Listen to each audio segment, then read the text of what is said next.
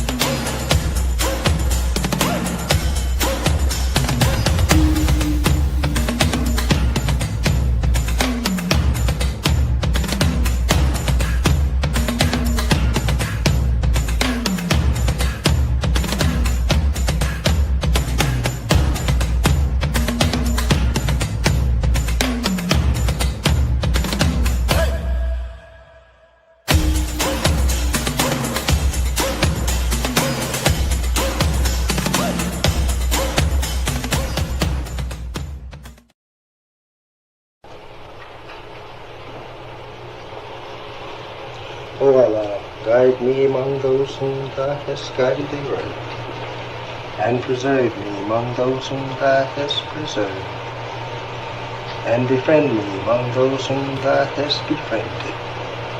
Bless me in whatsoever Thou dost grant me, and deliver me from the evil of what Thou hast judged. Surely Thou judgest, and none can judge against Thee, and he whom Thou befriendest is not disgraced. Blessed art Thou, O Lord, and exalted be Thee above what they set up besides Thee. I bear witness, nothing deserves to be served besides Thee, and I bear witness that Muhammad is Thy servant and apostle. Amen.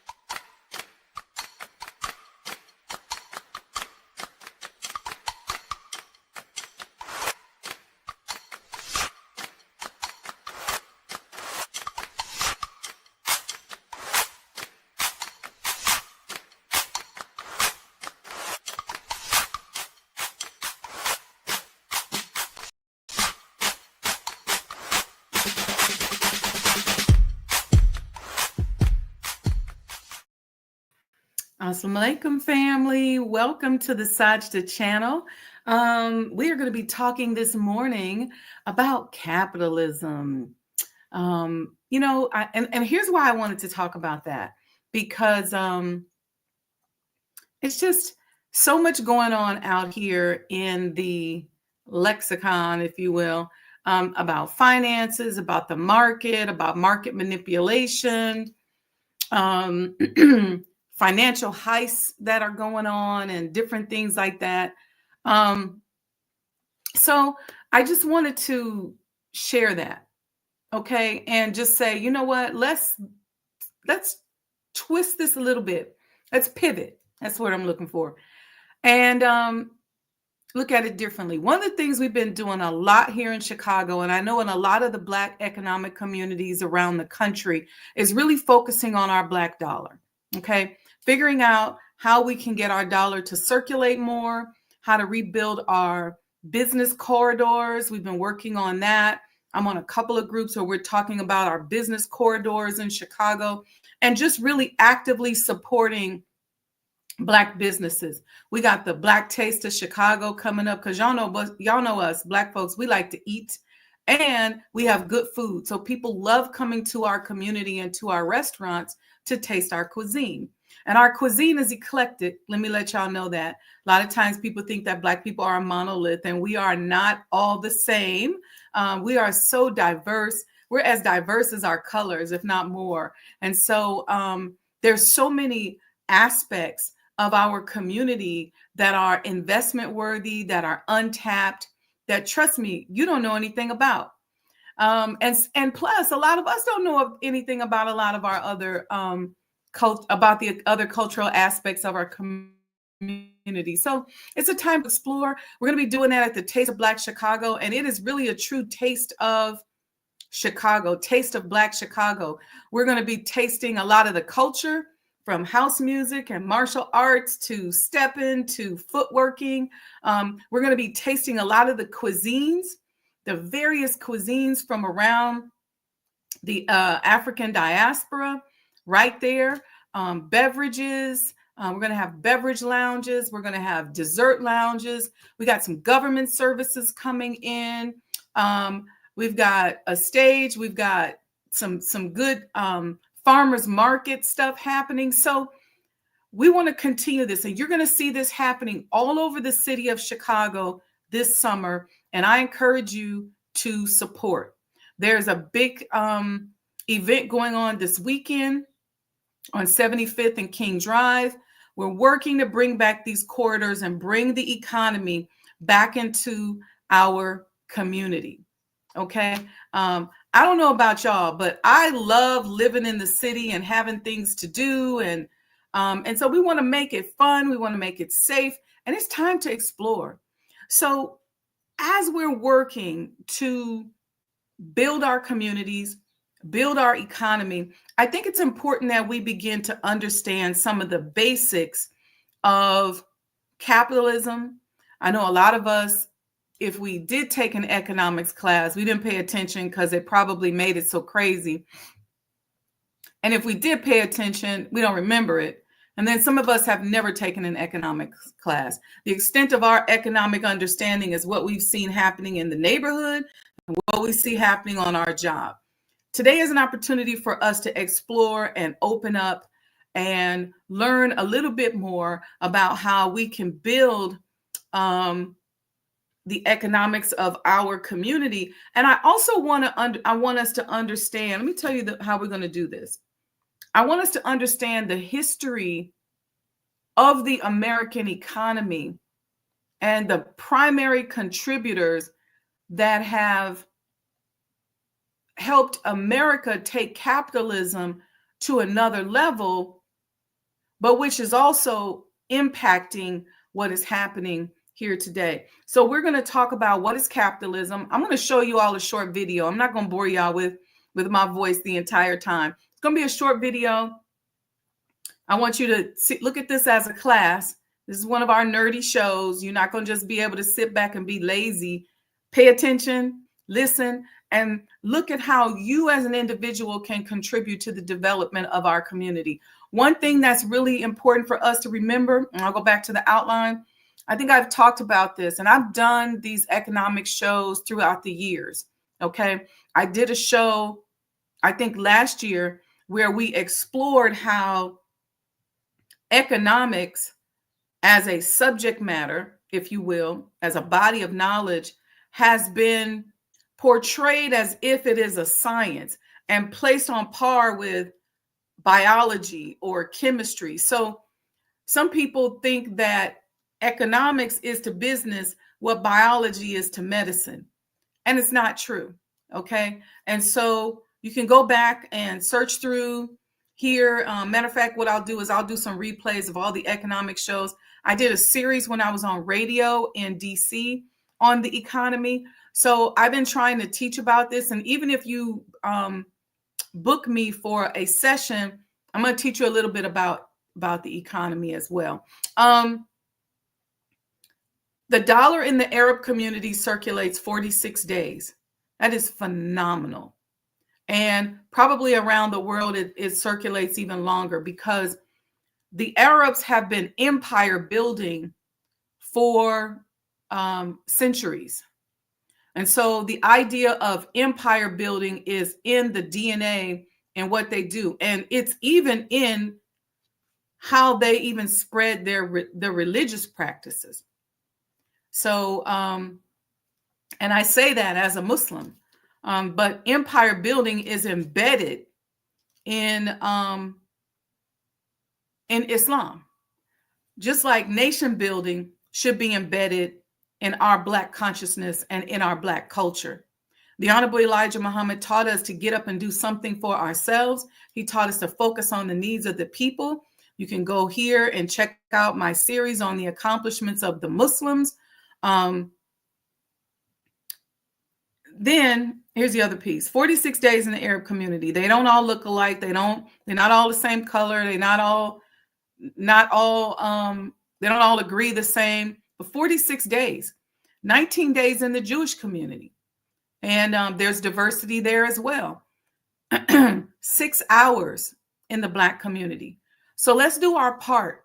Starting this weekend, when you go out, you go do some shopping, make that dollar in your pocket extend beyond the 6 hours that it's extending. Don't be so thirsty that when you get a few dollars in your pocket, they burning a hole in your pocket and you just got to go spend it. You want to show, you want to stunt. Let's be conscious. Let's elevate and not be so elementary. And I'm not trying to offend anybody, but let's not be like elementary school children. We got a couple dollars in our pocket and we're not being intelligent about it. And intelligence is, yes, it includes saving. It includes being smart about our purchases.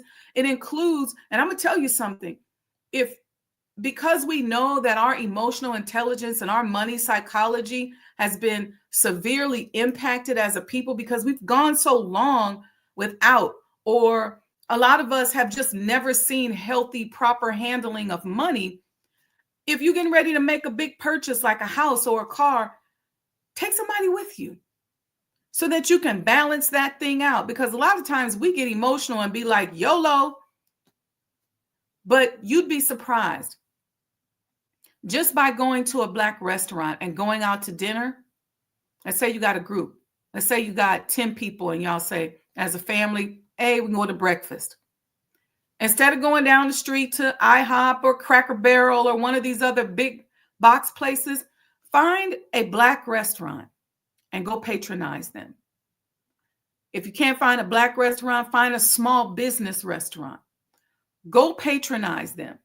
You'd be surprised at those 10 people that you take to dinner or to breakfast.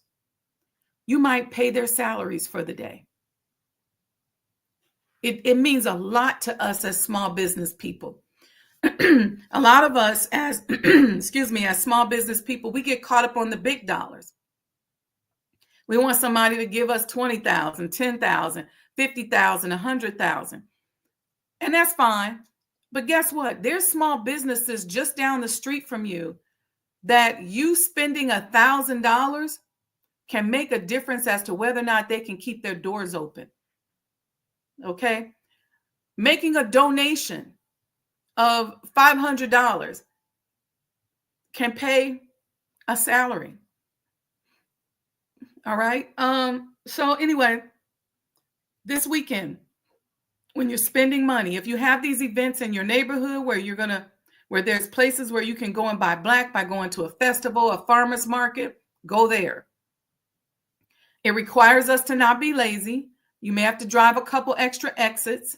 You may have to be a little bit more patient, but it's worth it when you consider the macrocosm of what we're building. We have to be focused on nation building, on building our economy, building our community. And that has to take precedence over some of the other things that impact our inability to support one another. So we're going to talk about what is capitalism. I'm going to show the video in a few minutes. We're going to talk about capitalism in America. We're going to talk about the slave economy. I'm going to break down some things I found in a book that I was reading. And we'll talk a little bit about predatory capitalism and stakeholder capitalism. If we don't get through all of it today, we're going to come back tomorrow. And I think that's what we may do. We may tomorrow just talk about conscious capitalism a stakeholder capitalism.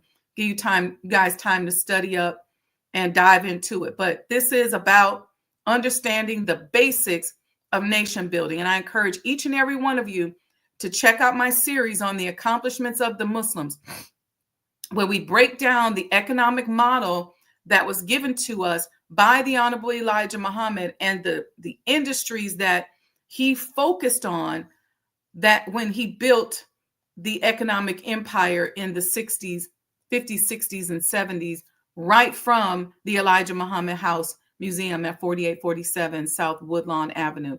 Listen, this is going to require us to be moral capitalists. You got to stop lying. You got to stop all this scamming.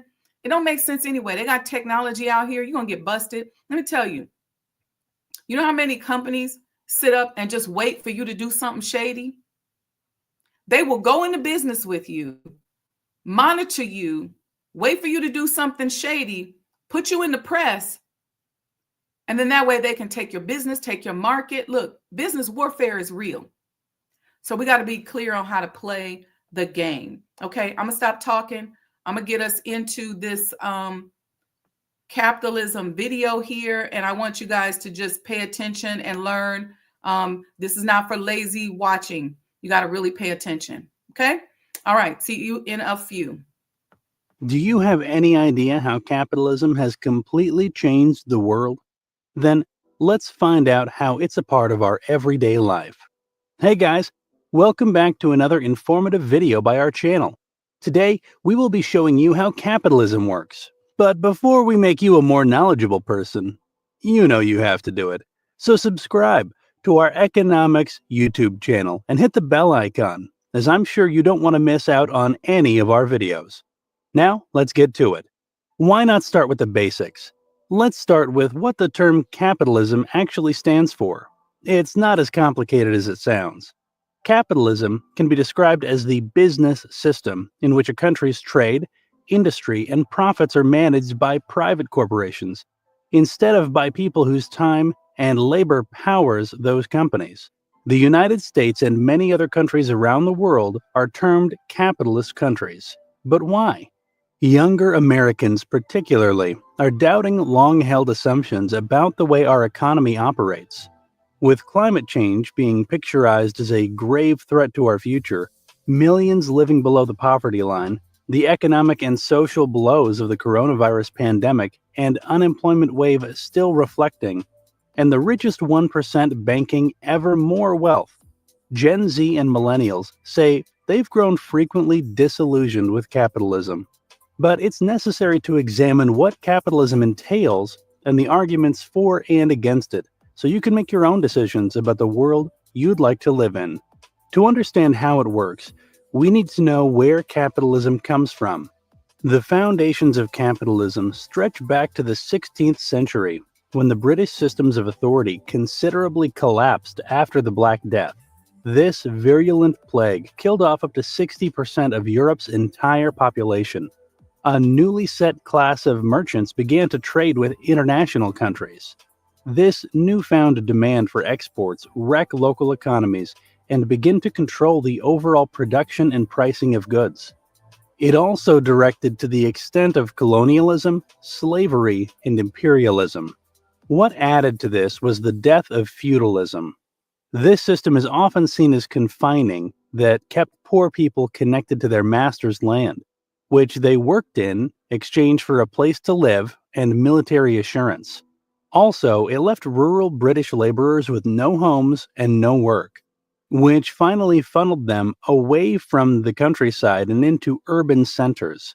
These former farm workers then had to trade their labor in a newly competitive work environment to sustain. At the same time, the state worked in concert with the new capitalists to stabilize a maximum wage and clamp down on beggars. By the 18th century, England had turned into an industrial nation, and the dawn of the Industrial Revolution saw an explosion of manufacturing overtake the island. It is within those grimy factories and combustible textile mills that our modern idea of capitalism and the opposition to it began to thrive fully. In 1776, Scottish economist Adam Smith issued his treatise, an inquiry into the nature and causes of the wealth of nations, which is viewed as the bedrock upon which contemporary capitalism stands. Though some of his definite ideas about the value in labor vary from those of modern economists, Smith is often called the father of capitalism. What does it mean to be capitalist? Individual capitalists are typically wealthy persons who have a large amount of capital funding in the business and serve from capitalism by making elevated profits and thereby adding to their money. The free market controls a capitalist country, an economic system in which both prices and generation are recorded by corporations and private businesses in competition with one another. It puts a massive focus on private property, economic extension, freedom of choice, and restricted government intervention. Generally, those to the right of the political spectrum tend to be pro-capitalist. Those to the left veer nearer to anti-capitalism. But how does capitalism affect ordinary people? The impact that capitalism has on your life depends on whether you're a worker or a boss. For someone who has a company and hires out other workers, capitalism may make sense. The more value your company brings in, the more resources you have to dispense among your men, which improves everyone's standard of living. However, it's all based on the principle of supply and demand. And in capitalism, consumption is the boss in power. The dilemma is that many capitalist bosses aren't exceptional at sharing the wealth. Hence, one of the primary critiques of capitalism is that it is a huge driver of variation, both social and economic. Capitalism takes the belief that greed is good, which its supporters say is a positive thing. Greed drives profits. Profits drive discovery and product development, which means more opportunities are available for those who can afford them. Its antagonists say that capitalism is, by nature, exploitative and heads toward a fiercely divided society that tramples the working class in favor of expanding the rich's wallets. The Occupy Wall Street movement, for example, began as an anti-capitalist protest against the 1%, the richest of the rich of the capitalist class, and asked why they're permitted to become fat and happy.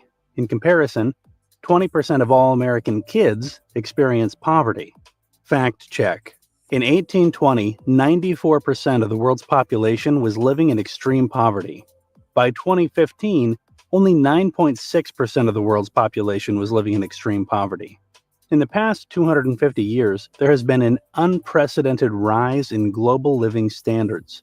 The capitalist revolution made the escape from poverty possible.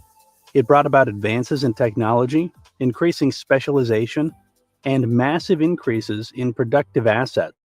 Between 1990 and 2015 alone, 1.25 billion people around the world escaped extreme poverty, 50 million per year, and 138,000 every day. Why do people support capitalism? Capitalism's followers understand several key points that make them stand with capitalism. The first one is that economic freedom guides political freedom, and having a state-owned median of production can lead to central overreach and authoritarianism. Second, they see it as the only reasonable way to organize a society, declaring that alternatives like socialism, communism, or anarchism are only meant for failure. As former British Prime Minister Margaret Thatcher, whose pro-capitalism position is said to have destroyed the British working class, once put it, there is no alternative. When charged to examine capitalism's negative impact on the environment and our depleting natural resources, many say that those sources will only become more relevant and make more capital as they continue to wane. They also consider that the competition between companies helps consumers by making products more affordable. Capitalism's dog-eat-dog atmosphere supports people to work harder to achieve their dreams. They're likely to bounce anti-capitalist concerns about biases and oppression by saying that rich people are rich because they're more productive than their poorer equivalents. Arranging the central point on the individual rather than the cooperative is a classic symbol of capitalism and is at the core of the pull yourself up by your bootstraps narrative that capitalists find convincing. Capitalism, meanwhile, is in the best products for commencing prices because consumers will spend more for what they want the most. Companies render what consumers want at the highest prices they'll pay, and prices are kept low by competing among businesses. They make their goods as efficiently as possible to maximize profit. Most important for economic growth is capitalism's inherent reward for innovation, consisting of new products and more dynamic production methods. However, it does have some disadvantages too. To keep society functioning, capitalism demands management policies that value the family unit. Notwithstanding the idea of a level playing field, capitalism does not promote equality of opportunity. Those away from good nutrition, support, and learning may never make it to the active field. Society will never profit from their valuable skills. In the brief term, inequality may seem to be in the best concern of capitalism's winners. For example, they will distribute to elected officials who promote laws that benefit their industries. They could send their kids to private schools while promoting lower taxes for public schools. One of the most notable examples of capitalism is the United States. It absorbs its ranking on 9 variables, including a lack of corruption, moderate debt levels, and security of property rights. Well, this is what capitalism is, how it works, and how it impacts people. I hope you found this video interesting. So thank you all for listening to that. I really wanted to share those basics with us this morning. And let me state this. I'm actually pro-capitalism. I'm a capitalist. However, I don't support the predatory capitalism that is out here. I do believe that stakeholder capitalism or conscious capitalism is important. And I personally believe that our unity as a community can help us to make inroads into this economic system as well as the political system. Because I think sometimes we forget that politics is also ruled by capitalism. And we'll dive into that. We're going to go deeper into that. But I want to share something with you all. Let me know in the chat if you all have any questions.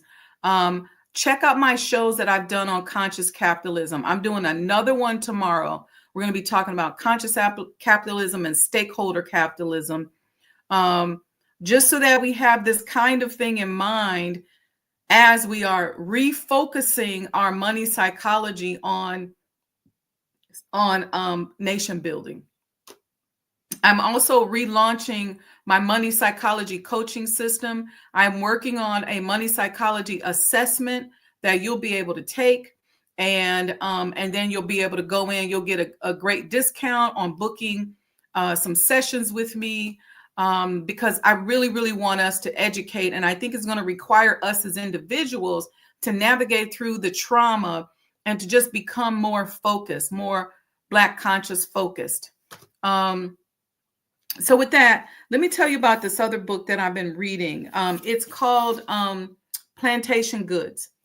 It's by Seth Rockman, and it is an eye-opening rethinking of 19th century American history that reveals the interdependence of the Northern industrial economy and Southern slave labor. And I'm going to go through, I'm going to be talking about it periodically as I'm kind of studying the book.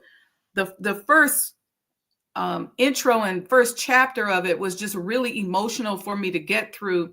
I think I was tapping into a lot of epigenetic energy because it was talking about the tools and the industries around the tools that were used during the slave trade, from the shackles and how much they cost to the hoes, the shovels, the rakes, the plows. It was extremely, extremely emotional. So I've gotten through that, and I'm going to go back and see if I can get through some more of it. But I want to give you kind of like an overview. And one of the things that I found exceptionally interesting was the fact that racial knowledge and how to handle slaves was also an industry that was born out of the slave trade. Well, why is that important for us here as we're talking about capitalism? It's important because there's oftentimes this attempt when we talk about history to leave out economics, right? And we only look at the slave trade from a racial standpoint, and we don't understand why it's been so difficult for this country to let go of racism. And it's because of the economics that are tied to the racism that started with this form of capitalism that was developed here in the United States during the time when labor was free. So you had all this free labor. You had these millions of people that were kidnapped from Africa. Okay, we were brought here, kidnapped, made to work for free, forced. You got free labor. And so while the South had the slaves and they had to manage the slaves and all of that, but the North benefited from the economics of it. And a lot of times they try to pretend like they didn't, but you had shoes and this stuff called Negro cloth, all of these things. And then even as the slaves became more adapted to their environment and they began to invent things and increase efficiency and do things differently, they took those inventions, took the patents, and then profited off of them. So you got this entire economic system that was built off of the backs of the free labor of a group of people. So then America was living off of the residuals of that. And so then we had the Industrial Revolution where we started manufacturing and things like that. We're still living off of the residuals of the slave trade, because now you're in a position of power where you're more powerful than any other country around the world because you've had free labor since 1555. So this book called Plantation Goods is a powerful book. It talks about how the slave market was a captive market. Anybody in business right now knows that to have a captive market is really something, where you got a group of people who, no matter what you put out, they're going to consume it. They're going to give you feedback on it. All this is free. See, right now, acquiring customers is a cost. There's a customer acquisition cost to your business. There is there's another cost when it comes to evaluating the data from your consumers when they give you feedback. That was free. So there's this captive market. And you have people in the North, especially in the Northeast, who said, okay, let's provide the slave traders and the plantations with the products that they need. And let's continue to improve and invent more and more things that they will buy.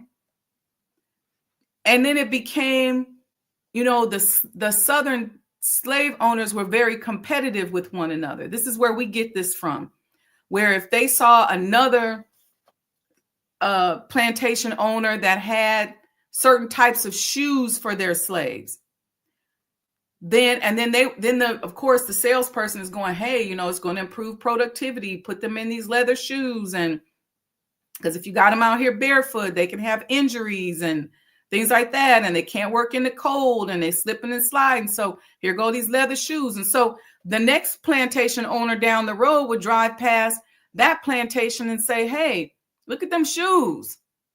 And then they would go get them. So everything was competitive. Everything was about, you can't one up me. My plantation house has to be bigger than your plantation house. My slaves have to be better at service or better at production than yours. So this competitiveness that existed among the slave masters and the slave owners is something that has been passed down to us. And there was this inherent insecurity, probably because in a lot of cases, they knew that what they was doing was wrong, but they had to use religion. And then later there's a whole industry that came up about how to create the propaganda around it so it was okay. And then once the economy started to turn, you had abolitionists up north and people up north who may have opposed the slave trade, but they really couldn't say too much about it because they were making money off of it. Okay, so you got production of these goods. So you got plantation entrepreneurs. So you have some slave owners who had slaves that were helping them to develop products that were sold. And so you had the slave owners that would brag about, I got this slave and he can do this and she can do that. And look at this and look at that. You even had breeding plantations where they housed studs, that as they called them, or black men or black women, okay, just like horses, and they actually bred them. So plantation owner A would say, I got, I'm going to say a slave woman who is ready for breeding. I'm going to bring her over to your plantation. She'll stay there a couple days. She need to breed. Once she gets pregnant, I bring her back home and we have the child. But there were plantations, and this is all they did. And some of us wonder why we're hypersexualized. We may be descendants of one of those people on the slave plantation. That's a whole nother conversation. So you got the captive markets. Part 1 of the book talks about production, plantation entrepreneurs, and masters of Negro cloth. They used to have this cloth, and you've seen it in a lot of the movies. It looks kind of like a burlap, sort of a tannish, off-white looking cloth.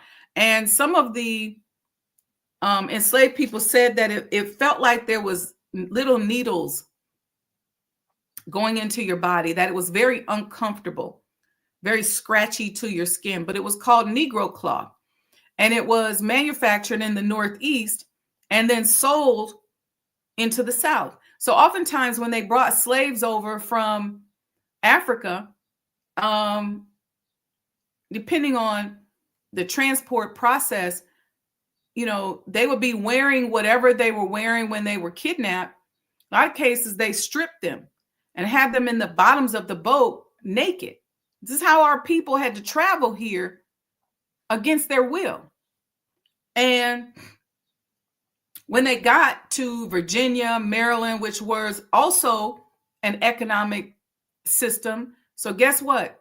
The shackles they had to buy the Negro cloth that they dressed them in. They had to pay a fee to put them on the auction block, or to enter the auction, you had to pay. This is a whole industry off of free labor. And so we wonder why America has a difficult time getting rid of this whole concept of predatory capitalism. It's because of the amount of money that was built on the predatory nature of the system that was supposed to be based on free markets. Okay. All right. So plantation entrepreneurs, you had the Negro cloth. Then you got plantation labor that they started to outsource. So all this stuff that we learn at work, the outsourcing and all of that, a lot of that was developed on the plantations. Then there was the middlemen, the people who were brokering those services. Hey, I can sell you X number of shovels for a certain amount of dollar. I can sell you some hoes. I can sell you some plows. You know, I can sell you some rakes. We got seeds. You name it. Okay. It was being sold.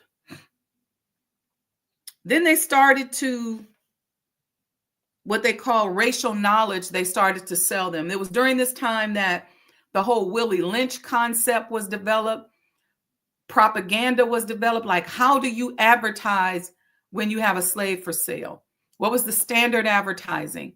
What was the standard, not only the standard advertising, but what was the standard advertising for when they ran away? What was the process? This was a system. And a lot of these plantation owners literally took classes and people went around and trained them. Okay. So there was racial knowledge for sale. That was an industry. How to deal with your Negroes was an industry. How to handle the PR to make people not feel bad about slavery. So how do you weave it into Christianity so that you can give them a certain version of Christianity. There were certain things called Negro Bibles. People went around plantations and sold them. So if you had a slave person who was appointed as a preacher and they were purchased a slave Bible, that was golden. So there was that. All of these are industries. Then you had there was the emancipation process, but then there was the liberation of what they call the consumers, the captive market. When we were quote unquote liberated, they had to figure out, how do we continue to utilize them as an economic resource? And the concept of paying a Black person to do anything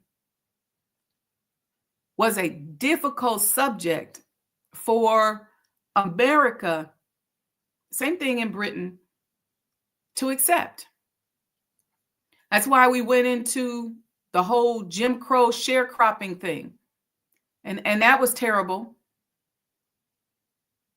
Making people work, plowing the land with the mule, and then now check this out.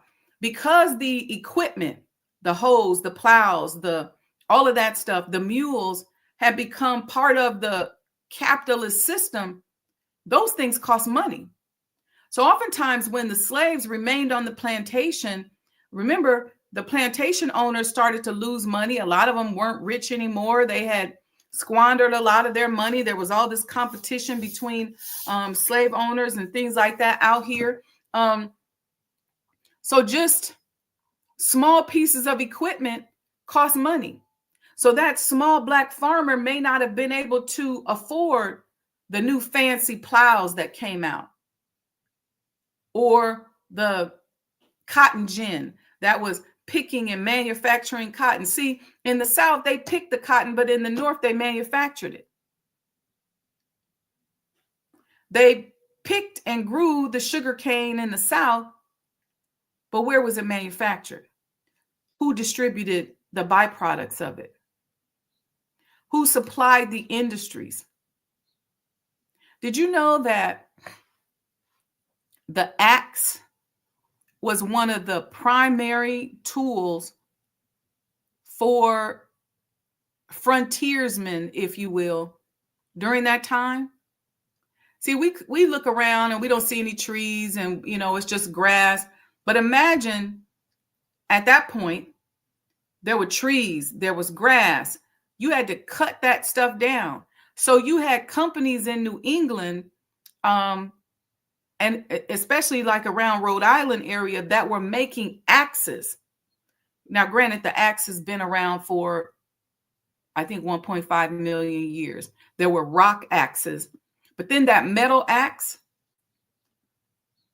they started selling them. There were ones that had different handles, different ways to attach the handle. So imagine you and my great-great-grandfather, who maybe started sharecropping and who was farming but couldn't afford a new axe. And so he had that old one that he had to tie the metal sharp part of the axe to the wooden handle with a piece of wire.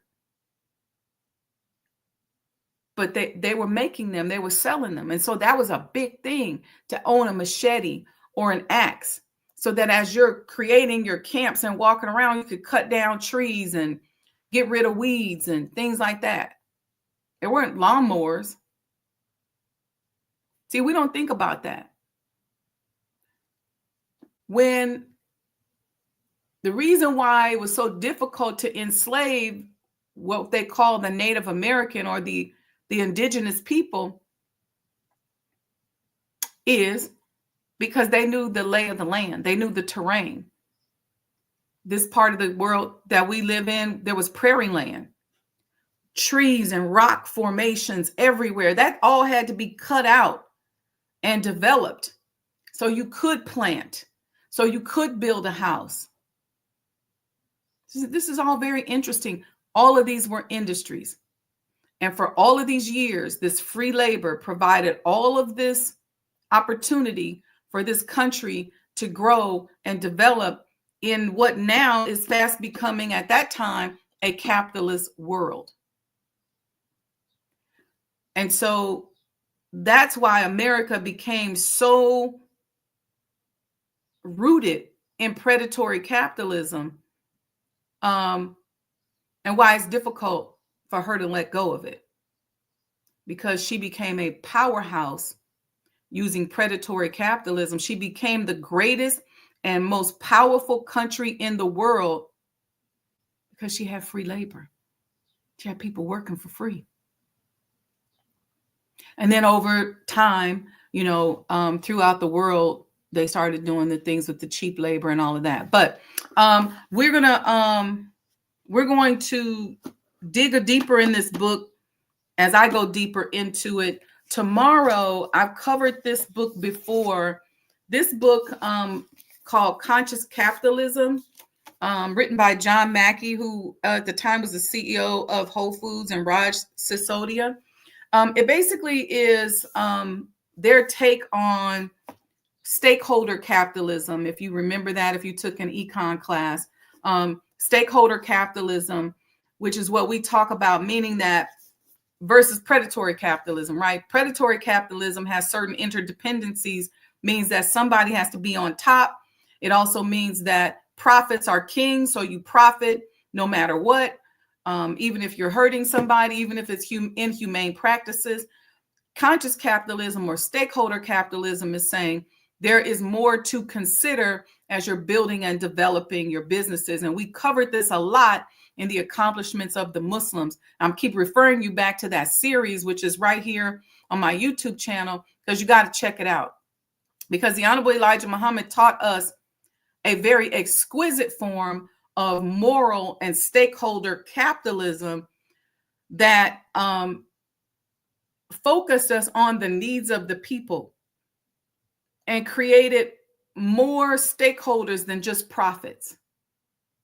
So there were other things that were important. And when I teach entrepreneurship to conscious entrepreneurs, I'm teaching you that there are more things that you should consider in addition to your profits. Certainly, you got to be profitable. Certainly, you have to make money. But what about your people? What are the conditions of your workplace? What about your community? What about your so-called competitors, and how do you see that? What is the mission for your business, and why do you do what you do? Is it just so you can make money, just so you can look good, just so you can stunt and show out?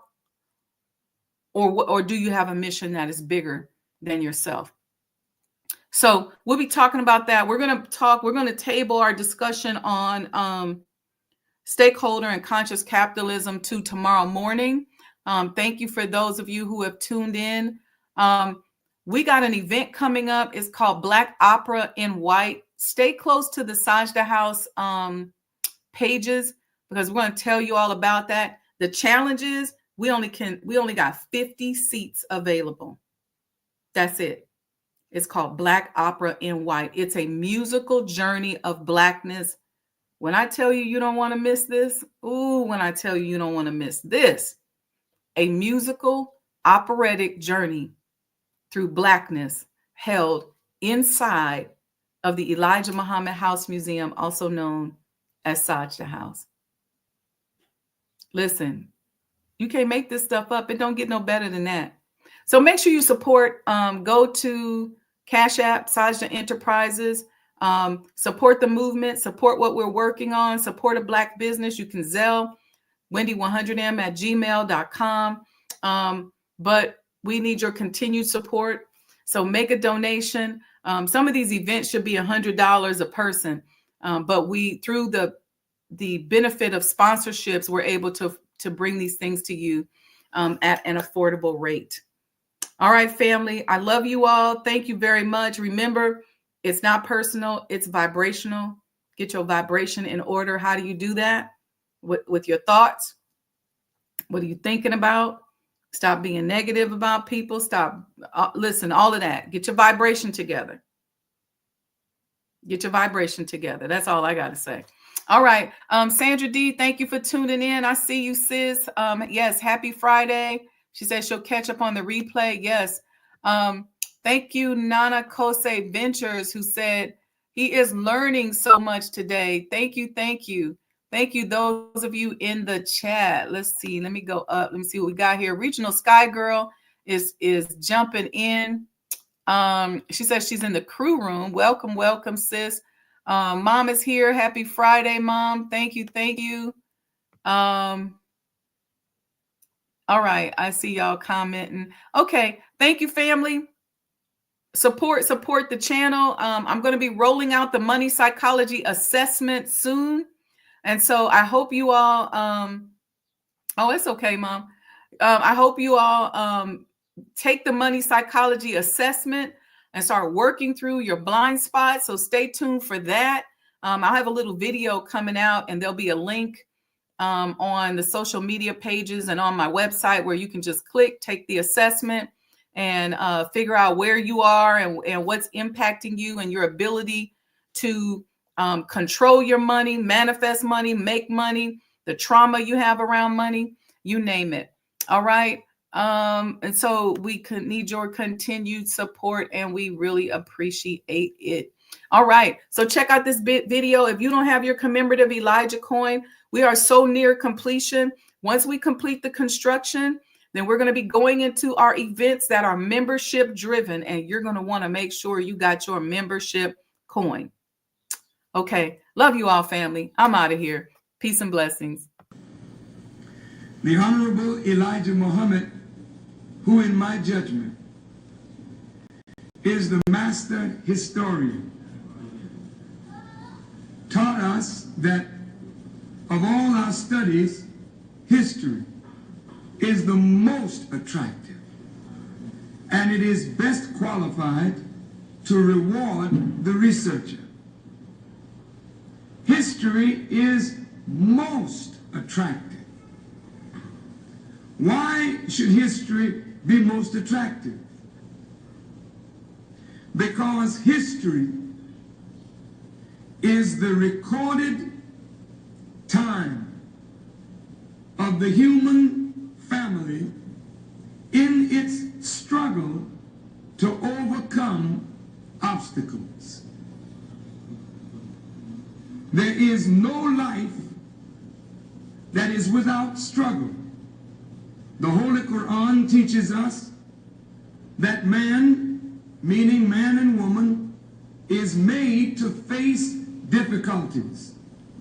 And after difficulty comes ease. But it is history that guides us through difficulty. For if you know how people who had difficulty yesterday got through, and if your difficulty is somewhat similar, then today we also can get through if we follow the guidance of history. This is why Carter G. Woodson and many of our black giants fought for black people to know our history. Because in not knowing our history, we don't have a guide. And without a guide, we are lost. No wonder the Bible